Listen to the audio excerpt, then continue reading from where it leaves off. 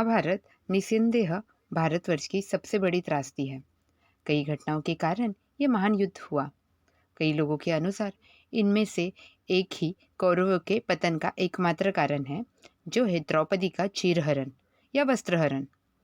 पांडवों को उनके चचेरे भाई कौरवों द्वारा पासा के खेल के लिए आमंत्रित किया गया था।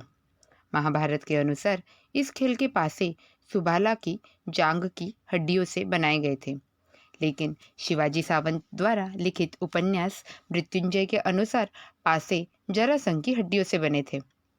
सुबाला गांधारी और शकुनी के मृत पिता थे, जबकि जरासंध मेगध का एक शक्तिशाली राजा था, जिसे बाद में भीम ने द्वंद्व युद्ध में मार दिया था। हस्तिनापुर के राज दरबार में पांडवों ने अपनी सारी संपत्ति, हथियार और भूमि जुए में हार दी।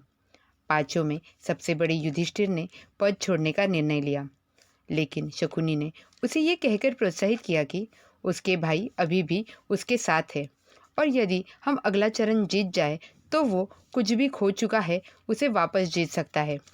प्रस्ताव आकर्षक था और अपने छोटे भाइयों के विरोध के बावजूद उन्होंने सहमति दे दी। अंततः उसने अपने सभी भाइयों और स्वयं को भी खो दिया।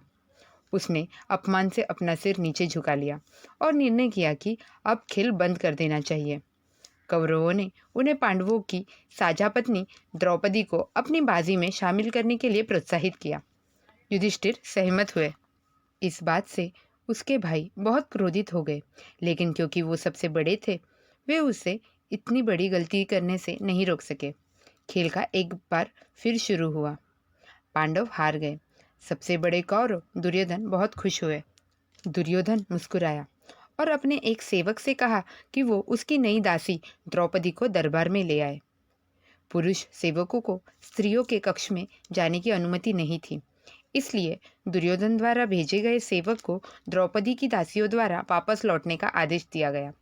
हालांकि द्रौपदी ये सुनकर भयभीत हो गई कि वो जुए में हार गई है और अब वो दुर्योधन की दासी है। द्रौपदी ने युधिष्ठिर से उस पर अधिकार के बारे में प्रश्न किया, क्योंकि वो पहले ही स्वयं को खो चुके थे और वो अभी भी रानी थी।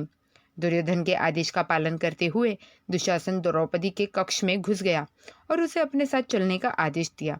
जब उसने उसके साथ आने से इनकार किया तो दुशासन ने उसे थप्पड़ मारा और उसके बाल खींचे। इंद्रप्रस्थ की रानी द्रौपदी को उसके बालों से घसीटकर हस्तिनापुर के दरबार में लाया गया। उसने विनती की, लेकिन दुशासन नहीं हिला। ये देखकर भीम ने दुशासन के हाथों को काटने की प्रतिज्ञा की, क्योंकि उन्होंने द्रौपदी के बालों को छू लिया था।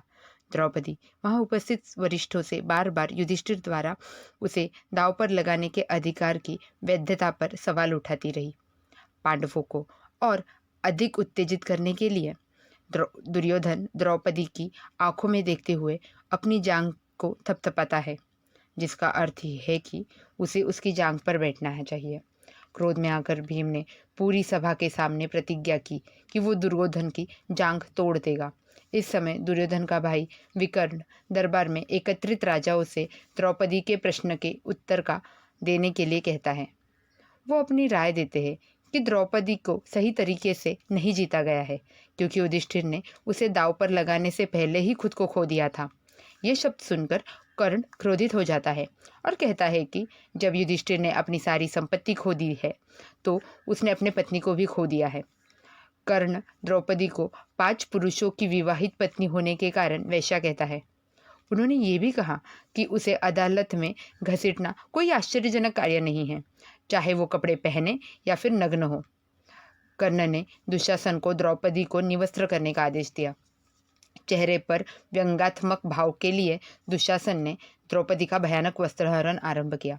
अंत में द्रौपदी भगवान कृष्ण से प्रार्थना करती है और भगवान कृष्ण उनकी सहायता के लिए वहां पे आ जाते हैं। सभी को आश्चर्य हुआ कि एक वस्त्र समाप्त ही नहीं हो रहा था। दुशासन ने कपड़े को लगातार खींचा, लेकिन लग रहा था कि कपड़ा कभी खत्म नहीं होगा। कई घंटों की कोशिश के बाद दुशासन थक कर गिर गया। विकर्ण और विदुर ही 2 ऐसे कौरव थे जिन्होंने राज्यसभा में द्रौपदी के चिरहरण पर आपत्ति जताई थी। कर्ण ने दुशासन को द्रौपदी के को सेवक के कक्ष में जाने का आदेश दिया और उसे दूसरा पति चुनने के लिए कहा। जो उसे कभी जुए में नहीं हारेगा। रानी माँ गांधारी वहां प्रवेश करती है और धृतराष्ट्र को अपने पुत्रों के कुकर्मों को सुधारने की सलाह देती है। अपशकुन के डर से धृतराष्ट्र हस्तक्षेप करते हैं और द्रौपदी को वरदान देते हैं। द्रौपदी अपने पति युधिष्ठिर से ये प्रार्थना करती है कि उन्हें दासता से मुक्त कर दिया जाए ताकि उनका पुत्र प्रतिविंध्य दास न कहलाए। आगे की शांति के लिए धृतराष्ट्र ने उनको दूसरा वरदान दिया। वो शांतिपूर्वक पांडवों से उनके हथियारों सहित उनकी स्वतंत्रता मांगती है। धृतराष्ट्र ने उन्हें उनका धन वापस कर दिया और घर जाने की अनुमति दे दी। हम द्रौपदी के चिरहरण की घटना को युद्ध का एकमात्र कारण नहीं मान सकते, लेकिन ये निसंदेह एक महत्वपूर्ण कारण है। द्रौपदी के चरित्र पर एक बहुपतित्व वाली पत्नी होने के कारण सवाल उठाया गया था। लोग आमतौर पर यह स्वीकार नहीं करते कि द्रौपदी एक ऐसी महिला थी जो अपने लिए खड़ी हुई, जो उग्र थी, जो अपने लिए बोलती थी और जो आवश्यकता पड़ने पर अपने पति के खिलाफ भी गई। धन्यवाद।